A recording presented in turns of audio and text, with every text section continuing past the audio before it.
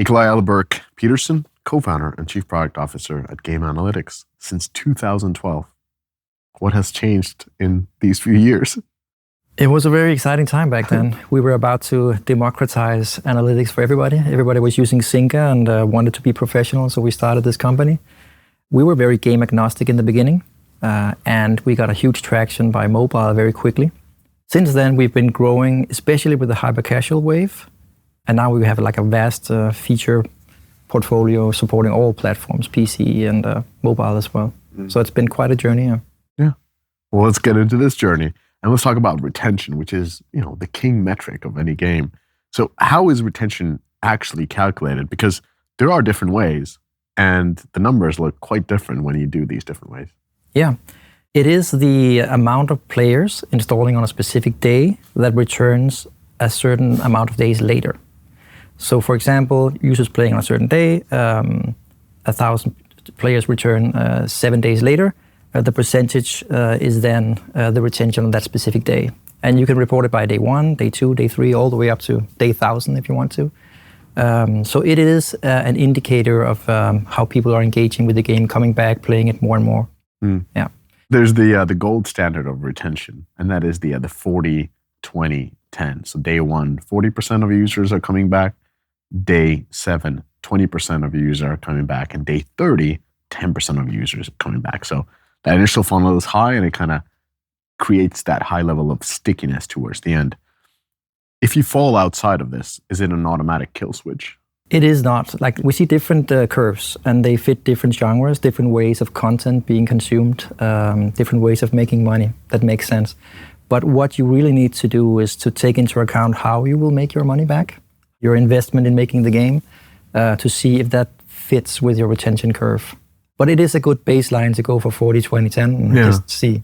Well, let's say you are interested in making it into a business case. Do you see a lot of studios making the math?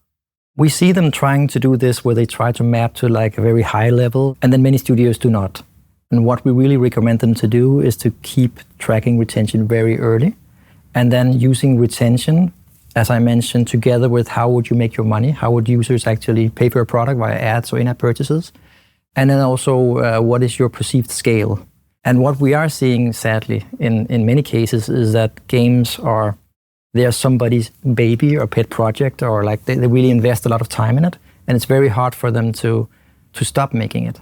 Okay, so treat it as a business as well as a craft. Exactly, yeah. Okay. And how do you know that your retention metrics are good enough to move forward? I think you have to treat it a little bit differently, as you say, like early stage, right? Because initially you might have a lot of bugs, you might have a lot of UX issues. You also need to have players coming in, because retention is from install and onwards. So you can't keep testing the same users. They will be biased, or it's not the same experience anymore. So you need to have an influx of users testing out your retention curve. And then if you can't really move that curve, and you can't really have a business case where this makes sense, then you have a bad curve, right? Later on, you already establish, hopefully, that you have a good game, you have it out, people are playing, you have people come in from different angles, like user acquisition sources, organic. You need to measure if the users you acquired are actually good retention, like do they retain and make money for me? And then you need to check retention like a health metric. You need to check if it fluctuates, and if it fluctuates, it's a symptom of something not working well. So it could be that people are getting tired of the game. It could also be that you simply have a bug, like you can't progress through the 3rd level in the tutorial. And then at one point, as with all games, over time, they will reach a point where it's not sustainable anymore to continue working on it. There's not enough players coming in, not enough money being made, and then you have to make the decision to then kill it and then stop supporting it, basically. Right? Yeah. So basically, early on, when you're moving forward, you were suggesting through all the stages, take the cohorted approach. So every cohort, let's say it's a monthly cohort of users, and then next month comes a next batch of users, and you're doing a next batch of tests, rather than treating users as this one blob of people that you're throwing different experiments on. We have this in our cohorts feature where you can go watch it per day, like the users installing in this day and then moving on, and per week. And we can report the sum of the revenue that these players generated over time, what you would also call LTV. For a specific week, for example, you can see these users that you acquired for the new build, the new season pass or whatever, And then 30 days later, okay, how much did they actually make me? And if that's way lower than your previous season pass or way higher, then you make decisions based on that. And you can also dissect that down based on the channel where the users came from, whether it's TikTok or YouTube or other ones. Yeah, exactly. So you invest in the right channels. The simplicity, that's how you start testing different things and seeing who is your core audience, where are they coming from, what can we do to improve them? And then once you start finding good results on those cohorts, whether they're weekly, bi-weekly, monthly, you start doubling down on the channels and the features that seem to be performing. Yeah. And then you have all these other variables, like how do you do creatives, like the store presence. People experiment with fake ads, that's not the game that you're seeing in the ad. And the question is like, when do I stop this experimentation? So you are testing these cohorts. Some cohorts are going to be better than the other ones. Some are going to be worse when you try different things.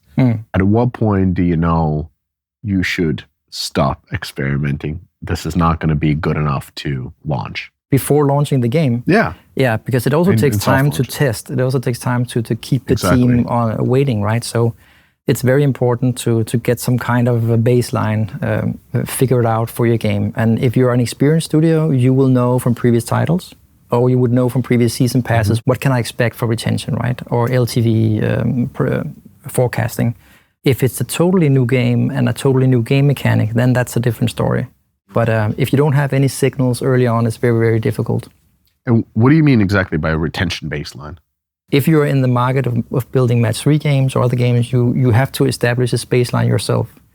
Of course, you can use data points shared on communities via Voodoo and other things to get like this good retention curve for a game. But it is quite hard when you're starting out. So the first one is mostly an ad-driven game. 80% ads, 20% in-app purchase. It's quite popular. So this has day 1, 40%, day 7, 9%, so dropping quite quickly, and day 30, 1.8. So this is a hyper-casual game? Yeah, this is what you would call hybrid casual. A bubble gum. Yeah, it is. Lots of users make the revenue on ads within the first 30 days, right? Then you have a popular word game, which is challenging your friends to play like a word game, Scrabble or something. Day 1 is 28%. It's way lower than 40, right? Yeah. And then day 7 is 15%, but that's way higher than the previous 9%, right? And then day 30 is 10%. Wow. Which is way higher than 1.8. Which is the target goal. Yeah, which is a very good goal, right? What do you think about payer retention? Yeah, payer retention is, of course, the goal that you want. You want to retain your paying players because they will pay more and more, right? There is also the players who have not paid yet. They're the ones who might convert. So they are also very important, right? So retention in general is important. So I would kind of look at how good are you at converting your users? The goal is having good payer retention, but how good are you at converting your players?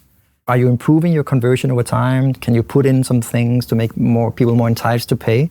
The more people who pay, of course, the better, right? And then for the paying retention, as I mentioned before, you can look at it as these install cohorts, installing for a week, and then how they accumulate revenue over time. So normally studios have like a day 30 total revenue per user. We also report the total sum, of course, but the per user is very comparable through like fluctuations of active users and so on. And how important it is to look at your cohorts based on LTV?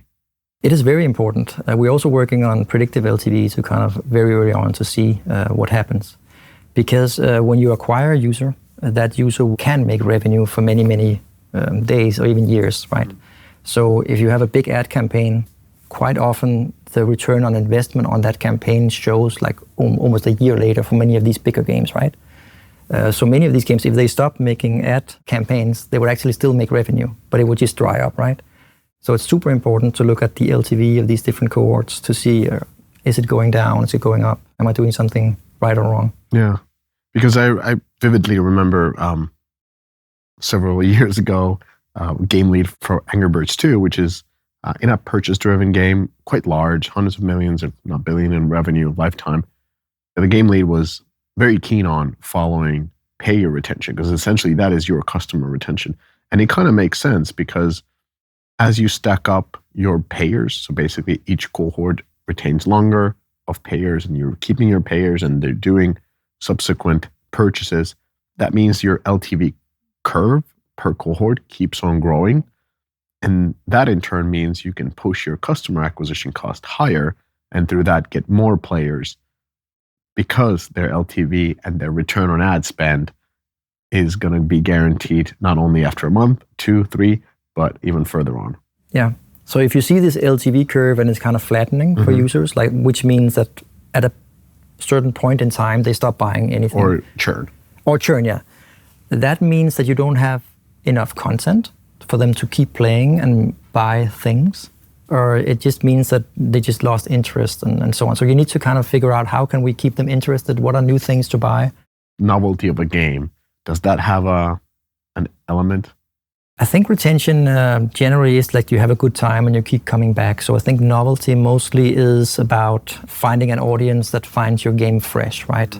And also perhaps it is on the user acquisition side with the creatives, like this is a new idea, right? But to me, it is very risky also to do the novelty. Like you can do both. You can copy match-3 games or you can do like a novelty thing. If you do a novelty thing, I think it's very important you test your metrics very early on because you can feel like you have a great idea. But then you figure out as you scale, there's no audience. Nobody likes kind of this underwater match-3 role-playing game. But isn't it also dangerous not to have novelty? Because you can make exactly the same game as exists in the market, which many developers do.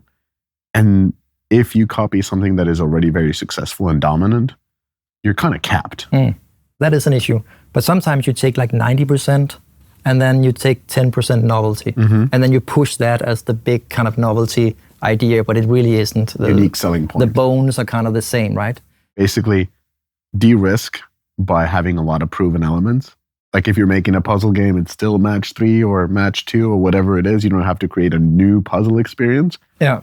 And then find that novelty, whether it's in the theme, whether it's in the progression mechanic or some customization mechanic or so forth, that allows you to advertise it something different and allows you to change the first time flow of the users to tell them that, hey, this is kind of like what you played before, but new. Yeah, exactly. Same, but new. Yeah. What's, again, then the marketing's role in early retention? Sometimes the goal of the UA department is to bring in a lot of players and bring them in cheap, but then they might churn 3 days after and not make any revenue. So there's a combinational effort between the product side and the UA side. Are these players valuable?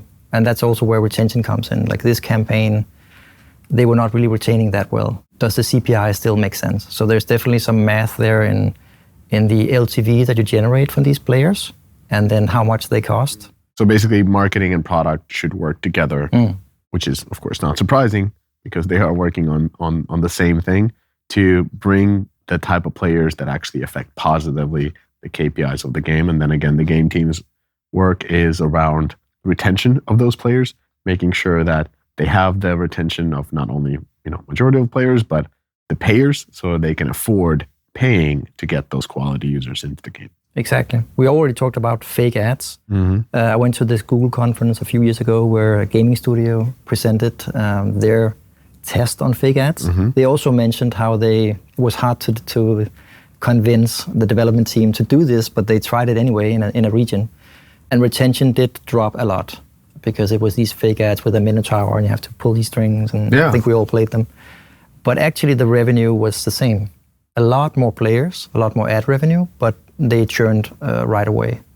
So they decided not to continue with that experiment. I think others might have different experiences, but we see them all the time. So it must make sense for some games and some audiences, but it also leaves a lot of bad reviews and on stores. So it could be, if your audience is people who never read kind of these reviews or not affected by it, like it could be very specific games that really cater to this.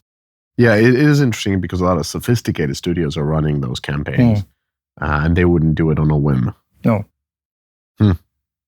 And how about IPs? We're seeing now different kinds of IPs, whether we're talking about toys or celebrities or movie show IPs. What is their effect on early retention, given that they bring the value of familiarity? I think it's a very interesting topic, and I think it's actually becoming more and more prevalent with branding. It used to be that when you had a branded game, the goal was to make the revenue when the movie came out, for example. But right now, brands are working with studios to create this branded experience. We're seeing it a lot on Roblox, Fortnite. And the goal here is just to create a a good playing experience. So it promotes an ambassador of the game instead of making revenue. So the brands actually pay the game creators, not the other way around, like it used to be, right? Mm-hmm. So retention is super important for these brands, right? If you look at it on just like a very monetization way, where you add a brand on something and make money, then I think there is a lot of audience to be drawn in by that. But you can also get a lot of like fringe fans that come and play, oh, this was Ronaldo or whatever, I installed it and I don't really like the game, I'm going to churn like after a day. And then you have the Ronaldo super fan who buys everything, right? Can an IP, a familiar IP, buy you more time if you have a weak gameplay? I think it definitely is a bonus in some cases, but they're really thinking about it. Like, is there synergy here? Are we damaging our own brand? So it is a very difficult exercise, but I do think you get a lot more players. Many of them churn because they're not really, for example, Marvel, they're not really big Marvel fans, they just want to try it out. And then you get the occasional super fan, and they are actually big spenders, right? And those are the ones you want to retain. Well, let's move on from early retention into late game retention. Well, let's say day 30 and forward. What are the KPIs that matter the most when you're trying to fix your late game retention? It is trying to figure out if these players are, churning out of the content. Some games, they have content where you can keep playing the same levels, right? And others have a season pass where you have a specific amount of levels to churn through. Your most active users, are they done playing these things, or have they played all the heroes you have? So to make sure that they have content, basically, yeah. And also that they have things to buy that they find interesting. It is basically content of the game, I would say, for increasing it long term. Do you measure different social interactions? Because in the late game, in a big portion of the games, social becomes more and more important because you become part of a community, whether it's a guild or other type of an element or a competing element or a leaderboard or something.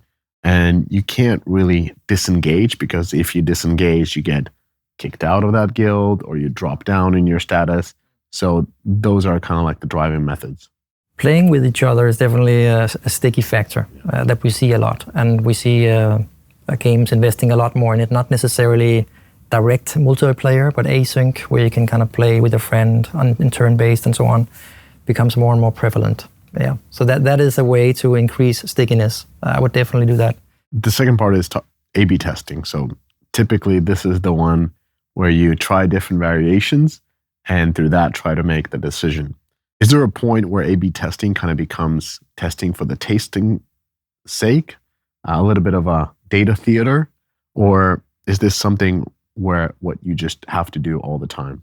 Mostly like 99% of our users just want real fast results. They just want to put out 2 changes, measure, very simple, even though it might not be, probabilistic enough, right?